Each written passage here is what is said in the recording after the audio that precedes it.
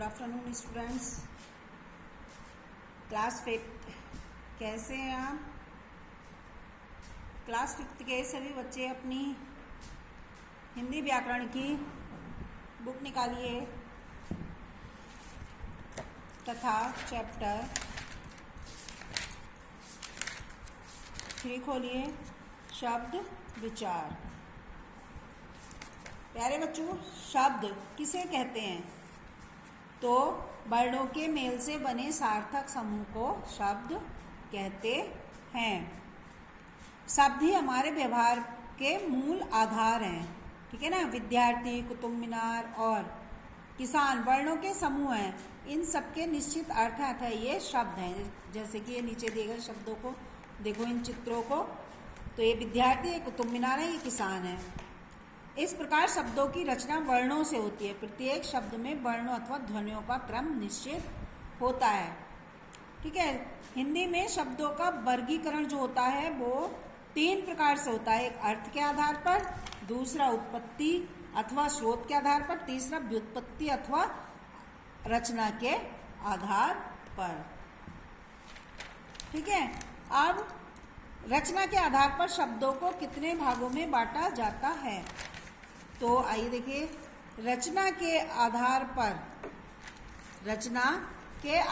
पर शब्दों को 3 प्रकार से बांटा जाता है। एक तो रूढ़ शब्द, एक हो गया रूढ़ शब्द, जो ऐसे प्रचलित शब्द जिनके टुकड़े करने पर उन खंडों का कोई अर्थ न निकले, रूढ़ शब्द कहलाते हैं। जैसे घोड़ा है, घे ओढ़ है, आ घोड़ा, घो प्लस ड़ा घोड़ा, हाथ, हा प्लस था, जय ले जल, रे और टई रोटी, रोटी रो प्लस टी। तो इनका रूढ़ शब्द निकलते हैं। इनका उन खंडों का कोई अर्थ नहीं निकलता, बल्कि रूढ़ शब्द निकलते हैं, ठीक है। अब है यौगिक शब्द, वे शब्द जो 2 शब्दों के मेल से एक नया शब्द बनाते हैं, तो यौगिक शब्द कहलाते हैं। जैसे सेनापति है, तो ये 2 शब्द से मिलकर बने हैं, सेना प्लस पति, सेनापति। रसोई घर, रसोई प्लस घर। अब योग ऋण 2 शब्दों के मेल से बनने वाले वे शब्द हैं जो किसी विशेष अर्थ का बोध कराते हैं, योग ऋण शब्द कहलाते हैं। जैसे लंबोदर है, तो यानी कि बड़े पेट वाला, लंब बड़े पेट वाला, उधर पेट को कहते हैं, ठीक है।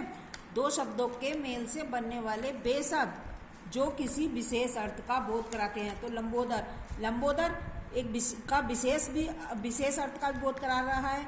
जैसे लंबोदर कहते हैं हम गणेश भगवान को, और बड़े पेट वाला भी हो गया। दशानन 10 मुख वाला अर्थात रावण।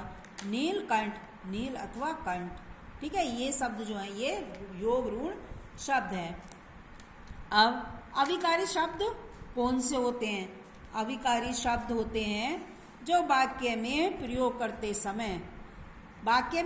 करते समय जिन शब्दों के रूप में किसी भी कारण से विकार या परिवर्तन नहीं होता, उन्हें अविकारी शब्द कहते हैं। जैसे लड़का तेज दौड़ा, तो लड़का तेज दौड़ा, वह आज आएगा, उठो और दौड़ो, कमरे के भीतर बैठो।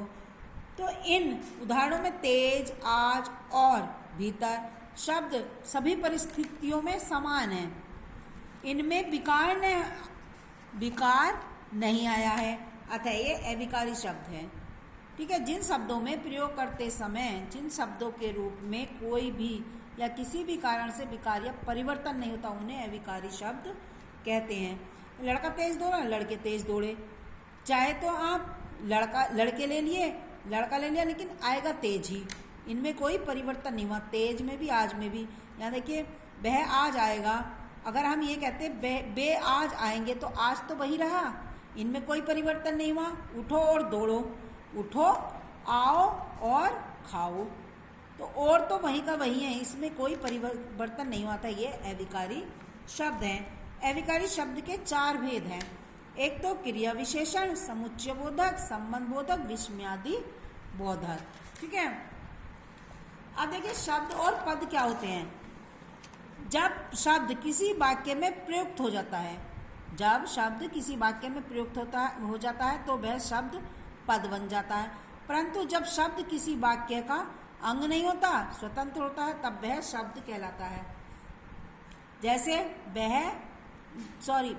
केला, केला एक शब्द है, और अगर हम कहते हैं वाक्य में प्रयुक्त कर दें वह केला खाएगा, है ना, तो हमारा ये पद बन गया। अब रिक्त स्थान भरिए। जो शब्द परस्पर विपरीत अर्थ प्रकट करते हैं उन्हें अनेकार्थी शब्द कहते हैं। यहाँ आएगा आपका अनेकार्थी शब्द। अनेकार्थी शब्द कहते हैं। अब है प्रत्येक शब्द में वर्णों अथवा ध्वनियों का क्रम निश्चित होता है। तो सेकंड में आएगा वर्णों। जिन शब्दों से एक ही अर्थ का बोध होता है उन्हें कहते हैं एकार्थी शब्द। उन्हें एकार्थी शब्द कहते हैं।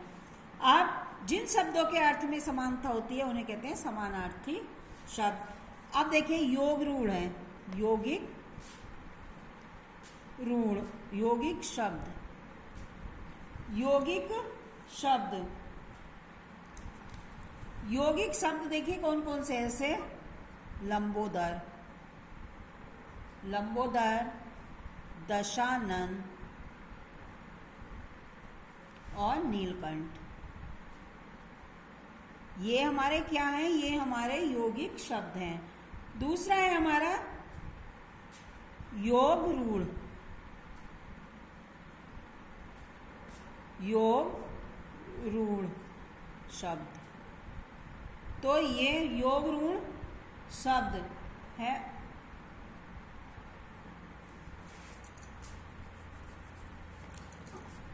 यौगिक शब्द है हमारे सेनापति,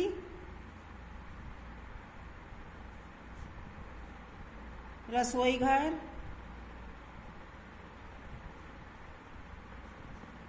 ठीक है। अब यौगिक रूढ़ है लंबोदर,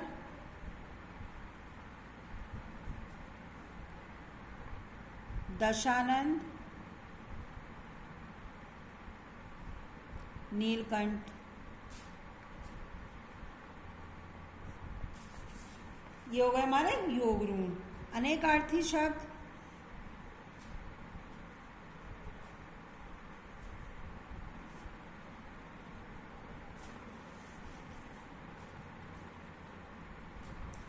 अनेकार्थी शब्द हैं हमारे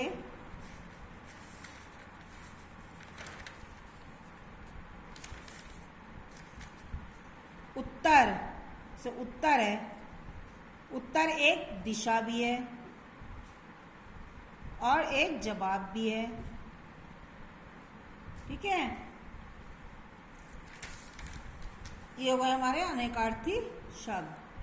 अब आता है निम्नलिखित तद्भव शब्दों का उनके तत्सम रूपों से उचित मिलान कीजिए। चांद, चांद का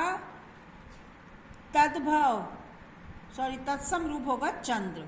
फर्स्ट का ये हुआ चंद्र, सांप सर्प, सूरज सूर्य, आंसू अश्रु, आग अग्नि, दही दधी। ये हो गया हमारा तत्सम रूप। इनके हमारे हो गए ये तत्सम रूप, ठीक है। चांद का चंद्र हो गया, सांप का सर्प, सूरज का सूर्य, आंसू का अश्रु, आग का अग्नि, दही का दधी। ये हो गए हमारे तत्सम रूप।